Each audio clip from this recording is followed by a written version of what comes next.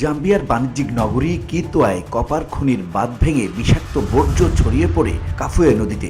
ফলে পানি শুকিয়ে এক রাতে মানচিত্র থেকে হারিয়ে যায় নদীটি। শনিবার এক প্রতিবেদনে এ তথ্য জানায় সংবাদ সংস্থা এপি।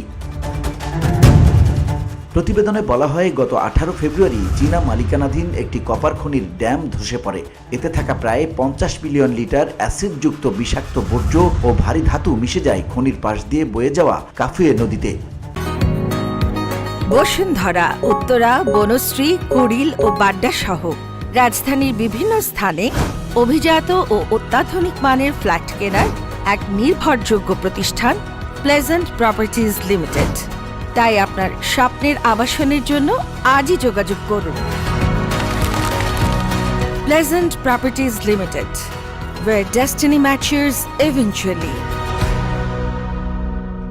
খনির প্রকৌশলী হলিপলা বলেন, কিছু বুঝে ওঠার আগেই সর্বনাশ হয়ে গেছে। 30 মিনিটের মধ্যে পুরো ড্যাম ধসে বিষাক্ত অ্যাসিড নদীর পানির সাথে মিশে যায়। এটা ছিল একটা দুঃস্বপ্নের মতো।